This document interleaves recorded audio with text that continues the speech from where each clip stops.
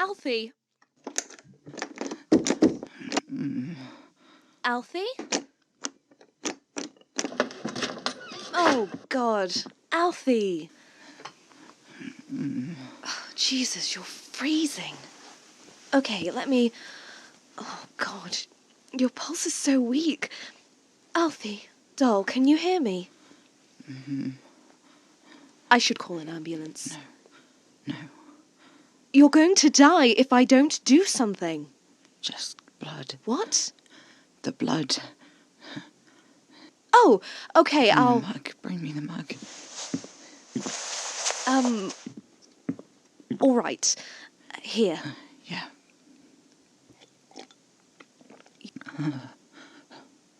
Your pulse. It's getting better already.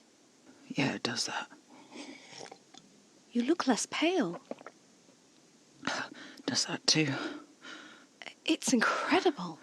Almost like it's vampire blood or something.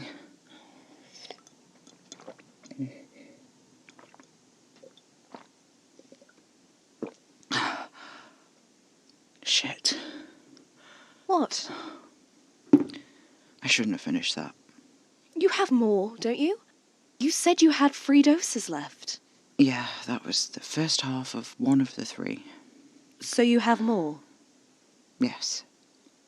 So drink more. I can't. Why not? Because You can't be here, Hayley. It's a good job I got here when I did. I know, but there's a lot you don't understand about this, and I can't risk you getting even closer, Hayley. I just want to understand. And that's exactly why you can't know. This is such bullshit. I know, I'm sorry. I brought you some stuff. IVs, fluids, a BMV. Thanks. You should let me stay with you. I can't. But why not? Because you know too much as it is, and you want to keep me alive. Of course I do. Well, you can't. I don't want you to get hurt, Hayley. I don't want you to get hurt either. If it's the blood that's keeping you alive, we'll get more of it. Maybe if you have enough, then... Stop. That is a dangerous thought, Hayley. Dangerous? Why? That is the fact we know this stuff has diminishing returns, and it can cause a fever bad enough to kill people in a large enough dose. It's dangerous because... Because what? Please, Hayley, just don't push this any harder. I want to help you, and I can't if I don't understand. The thing with vampires, right, is a lot of it is weird and it doesn't make sense, okay? You just have to roll with it. There's nothing I can tell you which will make it seem any better. The blood, though. I want to understand how it works, how it's sustaining you. Maybe then I can work out a way to make it last longer. Hayley, Maybe even... Stop! Why? Because if they heard you talking like Who this... would hear? The other vampires, they're still a threat, especially to humans who stick their nose where it isn't wanted. The only reason they've not killed me is... Cass marked you, I know. You explained. Well, sort of. It wasn't a very good explanation. We drank each other's blood. It makes us bonded. That's all there is to it. Oh, that's all, is it? No, actually. Casper marked me, so they left me alone, but only because it means I'm protected. That protection only lasts as long as Casper is providing it. If they find out he's gone and I'm here alone, they'll come for me. Please, Hayley, I want to keep you safe. What about your mum and Grace and Tammy? You're going to die or turn into one of them if we don't do something, Alfie. And then what the hell am I supposed to... I've written a note. A note? Yes. Here. I'm sorry that it's come to this, but I need you to know it's not your fault. And Alfie, this is a suicide note. Yeah. You can't expect me to... How can I? Please, Hayley. You cannot tell them the truth. This is too much to ask. I know. I'm sorry. But think about it. How the fuck are they going to believe my boyfriend was a vampire? How the hell are they going to believe that? Surely you've been listening to me about how dangerous all of this is, even if you've been disregarding it. Surely you don't want to get a literal child mixed up in that, even if you don't care about yourself. There has to be another way. There isn't. I've thought about this a lot. I'm alive because of the blood and nothing else. There is no saving me, not really. And so I either die or, well, you know. So that means I have to do what I have to carry on. And when I do that, you can't be here. And my mum and my sisters definitely can't be here. Oh my god. You're gonna try and become a vampire, aren't you? What do you expect me to do? I don't know where Casper is, and I just have to try. I don't know if it'll work, but I need to try. And there's every chance it won't work and I'll just die anyway. But whatever happens, what do you expect me to do? Let my family think I've gone missing and spend the rest of their lives looking for me? I can't do that to them. No, Alfie. I expect you to get better. That is not going to happen. Look at me. I'm falling apart. I can barely sit up. And the odds of the change being successful are vanishingly small. And even if it does work, how can I trust myself around them? Casper says I'll be violent. The drive is hard to resist when you're new. I couldn't live with myself if any of them were hurt, Hayley.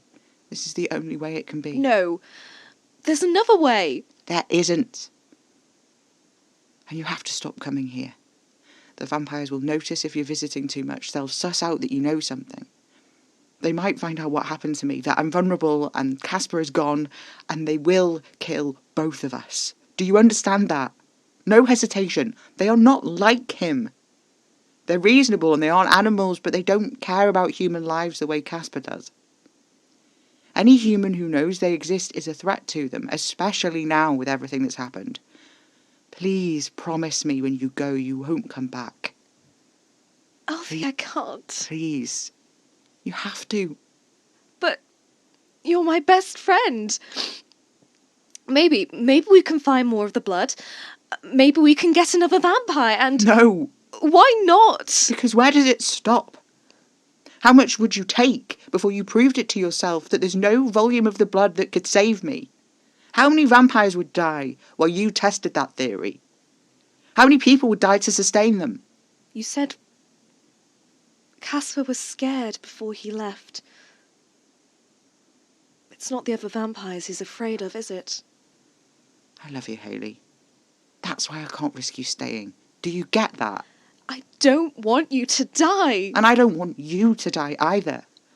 Unfortunately, my number is well and truly up one way or another, but yours doesn't have to be. Don't condemn yourself to this, Hayley. You deserve so much better. Oh, fine. I'll go. And you have to promise not to come back. I promise. Thank you. I love you, idiot. I love you too. Please don't die. This is Not Quite Dead. Episode 10. Hello, goodbye.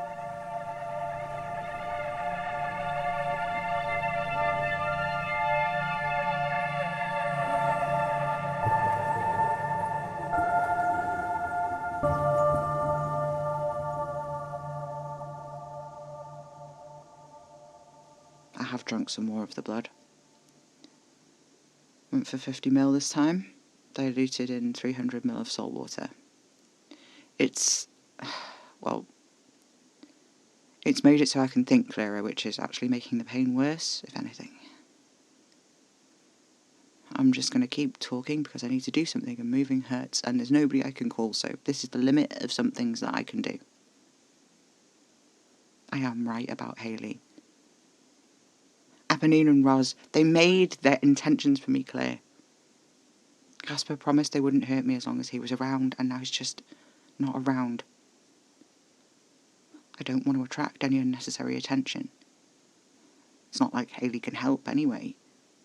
She's brought a bunch of medical supplies, but part of the process of the change is that you have to die, and everything she's brought is about extending life, which would be nice, but I'm pretty sure even with a ventilator, we're talking minutes to hours here. Even with a whole ICU of interventions. Otherwise, Casper would have taken me to a hospital. He'd have let me stay there. More than anything, he wants me to be okay, and making me a vampire was not a way to guarantee it. But it's the only way that might be a shot now, so there we are. I do keep thinking about them, though. The half-made things. They don't think or feel, Casper said. The only thing alive in them is the drive. That's why their bodies rot and crumble. So it wouldn't be like a thing that was happening to me, just something that happened to my corpse. I wouldn't feel it. I wouldn't know it. It's not an experience. It's a stage of decay. But still, I don't like the idea of being a thing. Not like that. Something that hunts and ravages without care or consideration. Nuzzling like a newborn for milk. I can't. I won't. Ugh. But the only way to guarantee that won't happen is to just die. Which would mean I would be dead, obviously, and if I'm dead, then that's it. Sorry, I know that's obvious, it's just a lot to consider. Like, obviously we all die, don't we? But looking down the barrel of it like this, it's a lot to wrap my head around. Maybe functionally it makes no difference if I become one of those things, but still, like, I don't want to hurt anyone. I don't want this thing I live inside of right now to become something that hurts people, so I cannot, I don't want that. Violently, I don't want that. And so the question is, do I not want that more than I want a vanishingly small chance of dying and waking up again? There will be pain both ways, I know that, but Casper always fumbled when he talked about what it was like to feel the change. Maybe if I could pick his brain, have him go over it all again, really understand. But I can't do that because he's not here. So I just have to go on. It burns, there will be thrashing as the best explanation I'm going to get. And if I don't try the change, the pain I feel will presumably be like the pain that creeps in when I need to drink more of the blood.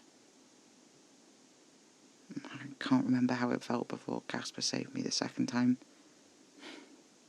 Maybe it's because my skull was in pieces and I'd probably got some terrible concussion. Or, maybe it's something Casper did. Maybe he made me forget again. Maybe it's severe brain damage. Yeah, that's probably likely. He offered, after he nearly killed me, right after the meeting at Rosa Neponine's place, he offered to kiss me and make me forget it all. Forget about all the half-made things, about vampires, about him. Might be easier that way, he said. If he told them he glamoured me like that, they might leave me alone. I might just be able to live my life without fear of repercussions from them. The might hung heavy in his offer, though.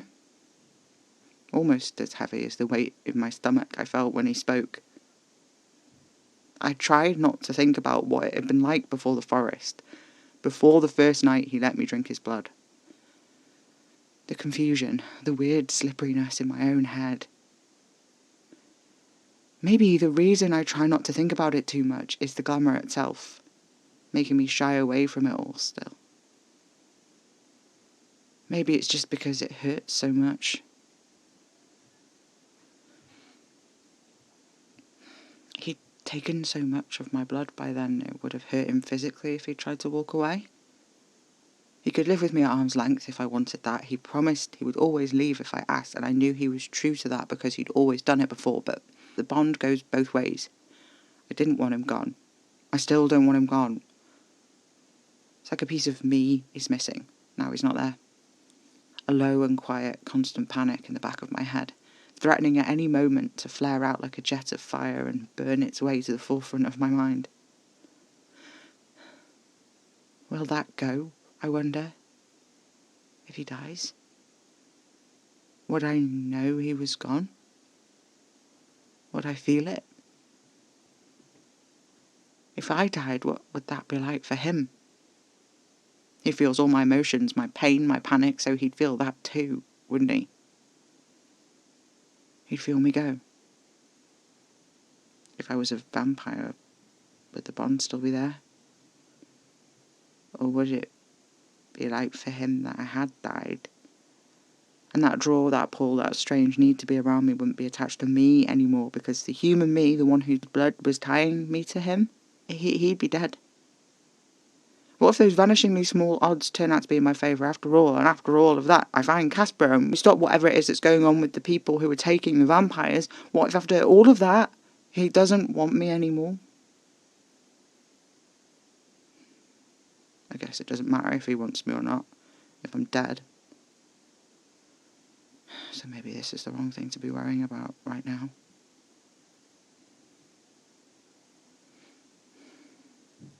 Obviously, I told him I didn't want to forget when he offered.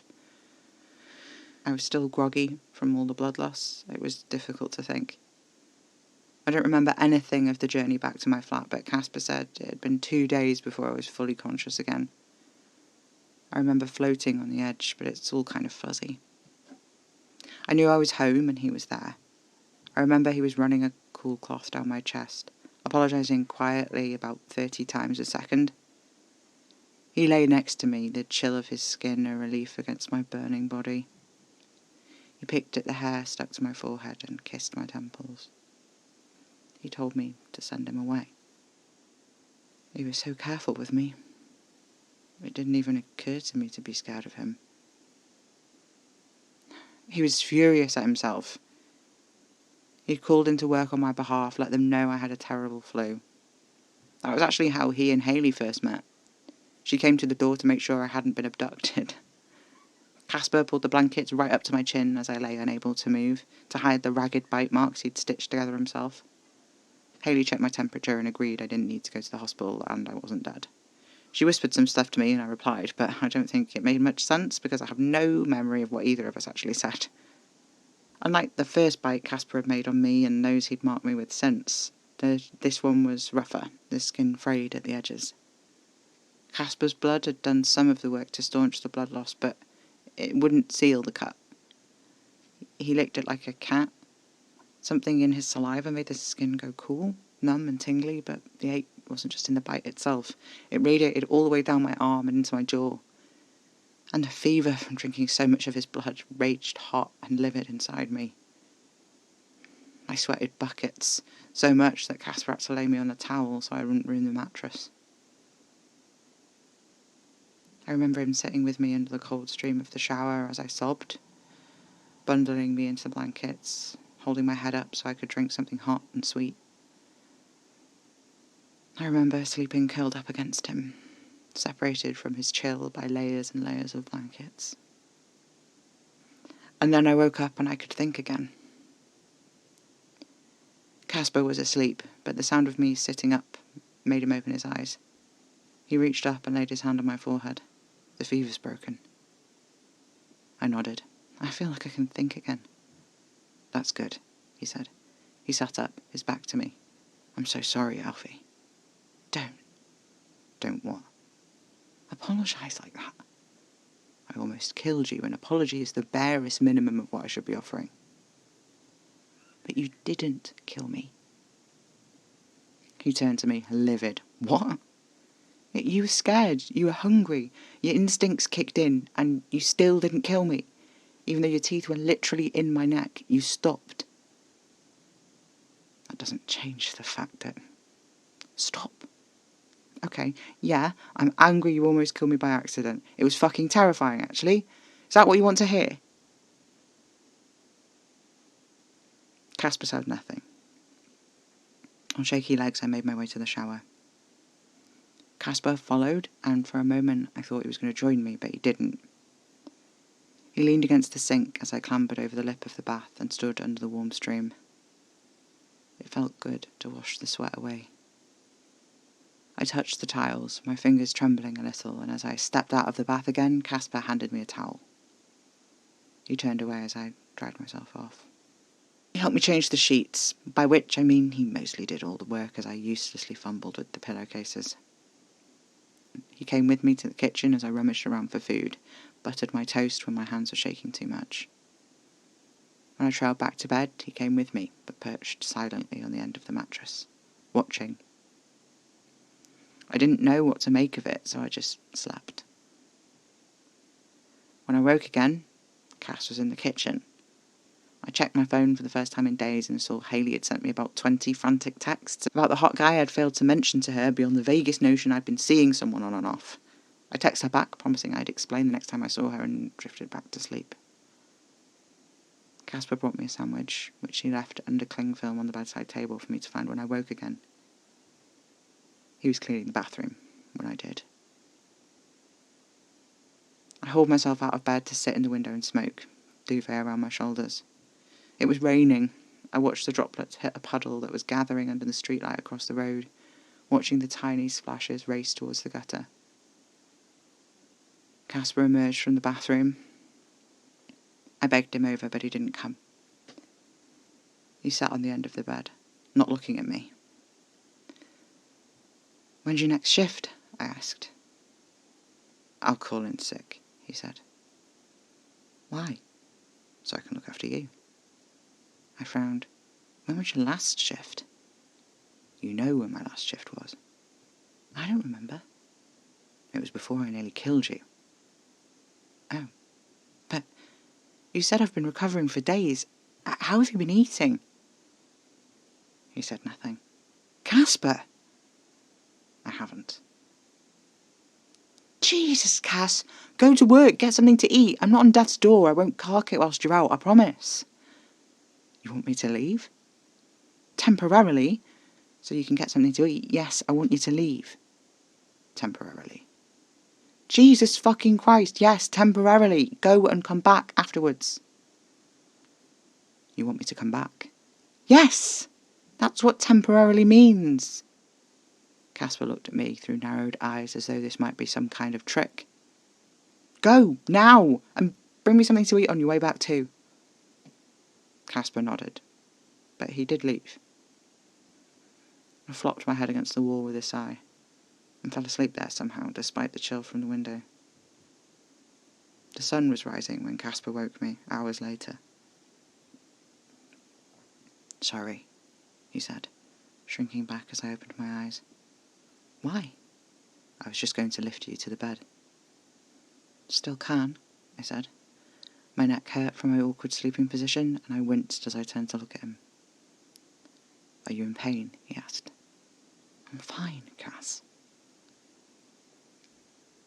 His eyes were wide, expression blank. "Did you eat?" "Yes," he said. "Do you want me to leave?" "No," I said, frowning. His arms were limp at his sides. I forced myself to fully face him. "What's wrong?" I said. Casper shook his head.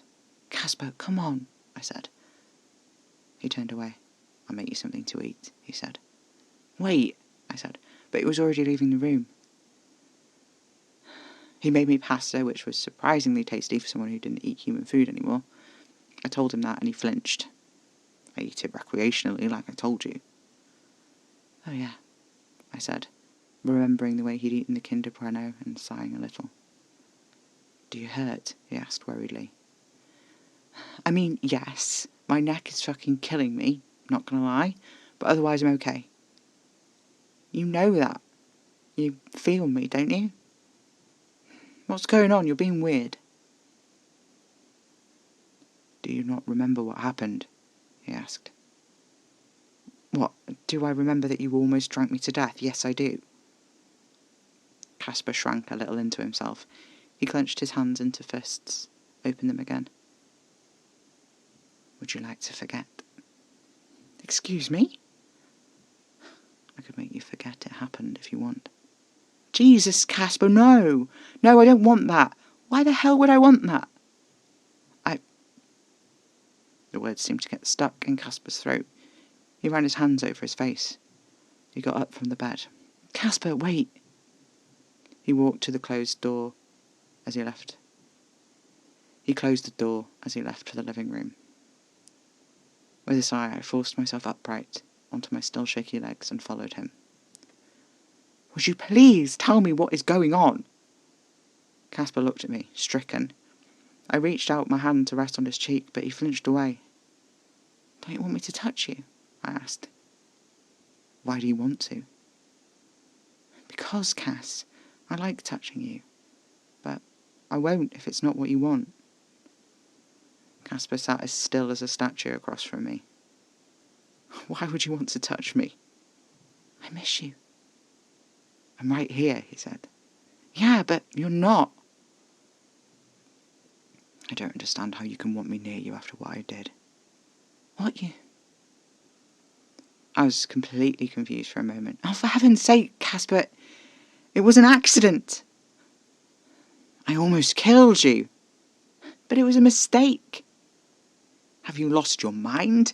Had I drunk any more, you'd have gone into cardiac arrest. You were less than 2 litres away from irreversible shock. What I did was abhorrent. I was suddenly furious too, days of frustration bubbling to the surface at once. Don't fucking lecture me about this, Cass. Don't tell me how to fucking feel about this. I know what it's like to be hurt on purpose. I know what it's like when people say, I lost control and they're telling a lie. I know, okay? Alfie, I like it when you bite me. You're usually very careful. That time you weren't, so we make a rule. You don't bite me when you're not able to be careful, okay? I should not need to be told this. You're a vampire. You told me yourself how hard it is to keep the drive at bay, and you made a mistake. We know why it happened. And I'm fine, Casper. You're not fine. You're hurting. I can feel it. The fever's gone, but you're still unwell. But I'm not dead. I'm not even dying. I lay down on the couch. I sighed and closed my eyes. Did I ever tell you about Ben? He's the man who died by the river, said Casper. Yes, I said. I stared up at the ceiling. Casper lay down next to me, not touching, not speaking. I'm not even sure he breathed. But he listened as I told him about Ben and what Ben had done. I told him about Ben so he would understand that there were worse things than vampires. I told him so he would know I had nearly died before, and it wasn't because someone lost control, it was because they wanted it, in ways that nobody should have it. I'm not going to tell you, whoever's listening, what it was that Ben did, because you don't need to know. Not because he's dead, not because it doesn't matter, but because it's not what's important here. Because it's not what's important about me. I've only told 3 people in the world about what happened. My mum, Hayley, and Casper. It is my experience to share, and I don't want to share it here. What I will say is, Ben could be caring. He could be nice. Not everything he did was part of some twisted game to keep me close. I imagine he hurt other Ben the way he hurt me. Maybe not exactly the same, but in the same sort of ways. Maybe they'd not been together long enough for it to start by the time Ben died. Maybe it's sick of me to hope that's the case. I don't know. What I do know is that when Ben hurt me, it wasn't because he was a creature that needed blood to live, who put a Herculean effort into kindness and compassion to overcome a drive to kill, which by all accounts I've heard is violent and almost impossible to overcome. When Ben apologised after he hurt me, maybe he did mean it. But when he hurt me again, it wasn't an accident. It was not an accident.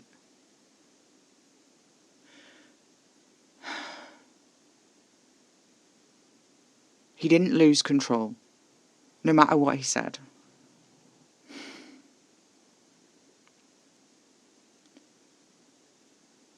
Casper can be frightening sometimes. Sometimes he moves in ways that make it very clear. Sometimes he moves in ways that make it very clear he's not a human thing. He's cold to the touch. He has no pulse. His teeth are sharp, and when he's overwhelmed, he needs to bite things. He's not a human. He is a vampire. Drinking blood is what they do. Did I want him to kill me? Fuck no. Did I want him to bite me? Fuck yes. Was I mad at him for almost taking things too far? Yes, I was. I was really angry about it, actually. I was also tired and sore and grateful that he was there.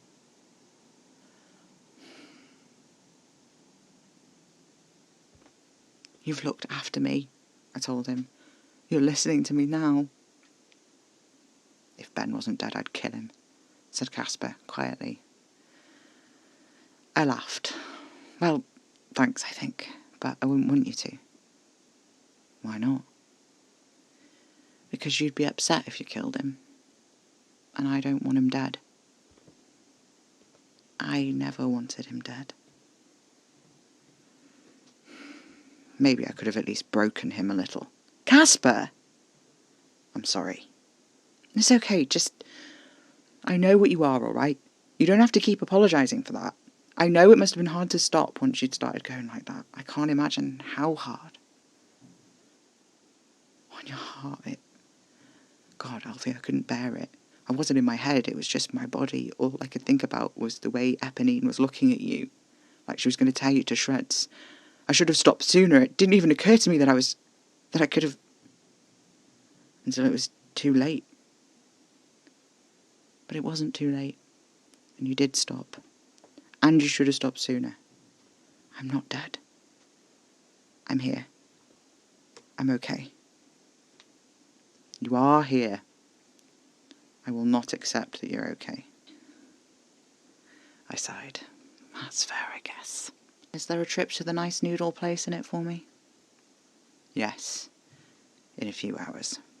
When the sun's gone down again. Okay, I said. I turned over to face him. He was on his side, eyes wide, fixed on mine. I ran a finger down his cheek. Thank you for stopping. Thank you for looking after me. Casper shook his head. Thank you for trying, I said. Casper squeezed his eyes shut. He could be so stubborn sometimes. He really could. He never made a mistake like that again. And after a few weeks, he could finally bring himself to sink his teeth into me like he had before. It was delicious. For him and for me. I hadn't realised how much I'd missed it. I miss it now too.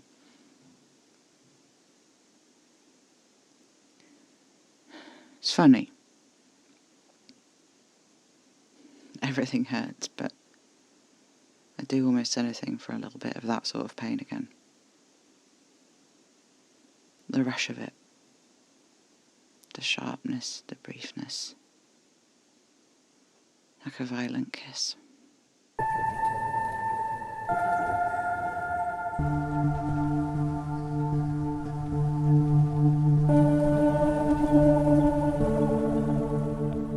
Not Quite Dead is written, performed and edited by Ara Major under a Creative Commons 4.0 attribution license. Guest starring this week, Alex Pilaber Richardson as Hayley. Live, laugh, bite.